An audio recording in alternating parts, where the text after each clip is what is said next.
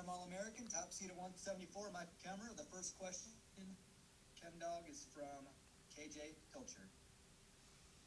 Hey, Michael.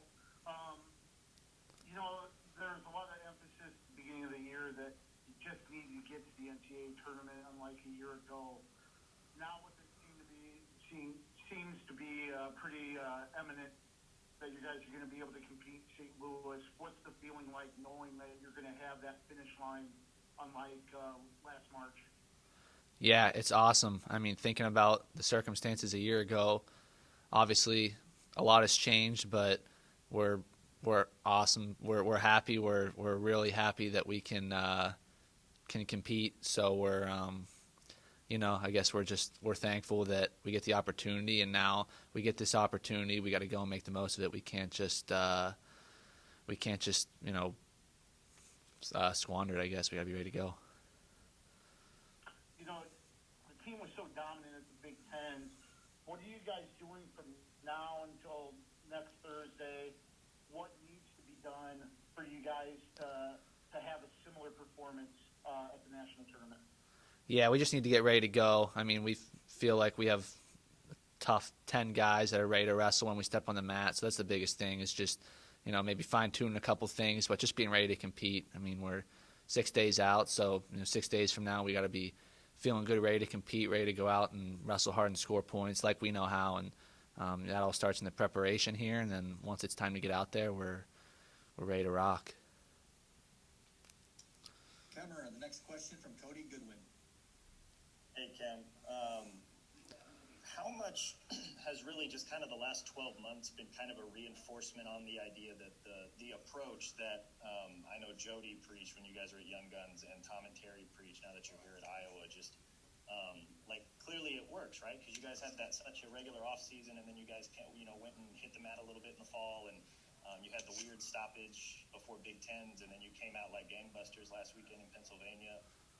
Just the idea that, really listening to this whole pour everything into your wrestling on and off the mat, I mean, the results have bared out that it works. I mean, how have you thought about that at all, and kind of what that has meant to you guys really throughout this whole year? Yeah. I mean, I think that it favors us that we do the right things on the mat, do the right things off the mat, and live the lifestyle of a champion every day. I mean, especially when different circumstances are getting thrown at you, right? I think then that's when that even shines through even more. And we have a bunch of guys that are super dedicated and want to be the best, and are going to do what it takes to be the best. And outside things get thrown at us and get a curveball or whatever, it doesn't matter, because we're still upholding that standard, and we're going out and doing what needs to be done every day, and gives you an edge in the end. For sure. This is going to sound like a dumb question, but bear with me here. Of all the weird things that have happened this season and really over the last 12 months, what has been kind of the weirdest? Right? Whether it's been just the weirdest adjustment, or just things that you guys have had to do to ensure that the season, got off. I mean, that's it seems like there's been a lot that maybe we don't even know about, right? Yeah, I mean, it's funny because the things that kind of seemed weird at first have kind of become more normal. I mean, obviously, if you'd have said a year ago that we'd be, wearing masks and having less fans and all that stuff, it would be, you'd think it's crazy, right? So, I mean, the whole experience really has been a lot different. I don't know if I can point to one thing, but it's just been adapting, and it's been a unique year for sure. I'd say probably the no handshakes before the duels and stuff was kind of crazy, because we go out and wrestle a couple minutes later. But so that was kind of crazy to see. But honestly, I mean, we're just, like I said, we're thankful to be able to wrestle, and it doesn't matter what the circumstances are. We feel ready to go. I think on some of the videos that I've been able to rewatch, the refs will say something to the effect of acknowledge without shaking hands, and then immediately you guys have your hands on each other. Yeah. I mean, it's just kind of the way things have been. But hey, we're getting to wrestle, and that's what we love to do. Michael, I'll ask you, what's your level of anxiousness right now? I mean, you were, obviously last year happened as it did, and in 2019 you missed with an injury, so it's been 3 years since you've been to the national tournament. Yeah, I mean, you got the happy legs. Yeah, I think it's more excitement than anything. I mean, the national tournament it's the pinnacle. It's what we, everyone talks about at the end of the year in March, and it's been 3 years now since I've gotten to compete in it, and I've I had to have that year where I sat and watched, and then obviously last year didn't get the opportunity at all. So just to be able to finally be out there and wrestling and in that arena and that atmosphere that you dream about when you're a kid, it's huge. It's awesome. And the biggest thing is I just want to savor every moment of it and live in the moment because it's such a unique experience and a unique tournament that it's pretty special to be able to experience. Next question from Cody. Obviously, the results of the Big Ten tournament at your weight specifically played a pretty big role in how the seeding went for the national tournament and the way you performed. Obviously, you were in the 1 seed, right? What did you maybe focus on this week to kind of ensure that you could maintain, that gap on everybody else at the weight? Yeah, I mean, it's just getting better at the things that I need to get better at and improving on my strengths as well. And honestly, just knowing that you win that title, but everyone's going into this tournament 0-0, so there's nothing guaranteed. Just because I'm the 1 seed doesn't mean that they're going to give me a free bye to the finals or something like that. So I got to go out and earn it again. I know a lot of guys are going to be gunning for me to get that 1 seed, that Iowa singlet. You're going to have that target on your back. So just being aware of that when I go out and wrestle these guys, and ultimately, like I said, though, sticking to what I do and having fun out there. Are there specific techniques or positions that you felt like you needed to work on this week after last weekend? There's always a couple things. I mean, I feel like you never really wrestle a perfect match, so just kind of little things here and there. But overall, just feeling crisp, feeling sharp, and being excited to compete is a big thing. Kemerer, the next question from KJ Pilcher. Yeah, last year the team was such a heavy favorite and didn't have a chance to win that first title since 2010 for the program. Spencer yesterday talked about, being determined to win that for Bruce Harold and stuff.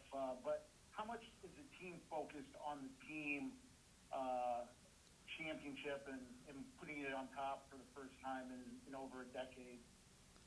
Yeah, I mean that's definitely a part of it, and obviously it's an individual sport, but we're in here, we're in this wrestling room every day, pushing each other and getting the most out of each other. So to be able to finally go out and show our work and go out and score points for the team together, it is something to build on, and it's extra motivation. Obviously, you want to win and succeed and score points for yourself, but also for the guys next to you because we just worked so hard and especially going through that last year, we really we kind of owe it to ourselves to go out and have a great performance and pick each other up. Cody, go ahead. The weird break, I know that it's you guys like to find a rhythm when you're in this season, but maybe for you specifically, just because of some different health things that you have had to deal with over the last few years, how much did that maybe help your body feel fully ready and fully crisp going into the last weekend and really to get ready for this next week? Yeah. I mean, the break was good, honestly. Just staying healthy, staying sharp, and it's kind of a unique situation, but it's what you make of it. And we're plugged in, and we were chomping at the bit to get back. But sometimes maybe you need that. You need to take a step back and just kind of get a fresh start and a little mental break, physical break, and we use that stuff to our advantage. So our coaches, they did a real good job getting us right back up to speed when we could be back in the arena and everything. So honestly, I feel like it benefited us. Anything else for Kemerer? All right, Michael. Thanks. Thanks for your time. Yep, thanks. St. Louis. Thanks. There he is. Jaydin, how you doing this afternoon? Good, how are you? I'm doing good, thanks. Top seed, 141 pounds, three-time All-American, 2021 Big Ten champion, Jaydin Eierman. We'll jump right into it. Eierman with the first question from Cody Goodwin. Yeah, just real quick off the top, have you taken that hat off yet over the last 2 weeks? Yeah. I would have took it off, but, I got a little hat hair, so didn't have time to wet it down. Seriously, though, coming out of last weekend, I know you mentioned that you had some things in some areas you needed to improve on. Were there specific positions, techniques that you spent this week working on in practice to get ready for next week? Or? Not really improving or positions I needed to work on, just fine tuning some things. After my finals match, there was times that I feel like that ride took a lot out of me, and so now it was just this whole week was just building that shape to where I'm able to go for 7 minutes. And it was a hard fought match, and it comes down to who wants it the most, and it was very strategic in how the game plan worked out. Eierman, the next question from KJ Pilcher. Jaydin, this has been such a strange year, strange season. What's the feeling like now that you've gotten to the NCAA tournament, that you've gotten to this point, even though there have been some bumps in the road? Yeah, this season's been very emotional, because it's the fear of, are they going to still have NCAAs? Are they going to pull us? Are they going to stop it like last year? And, I felt my heart broke for all those guys last year that were not able to compete. And so, it was, now that we're here, it's kind of, we're getting excited to finally go out there and do what we planned to do all year. We had that goal since it was canceled last year. We have unfinished business.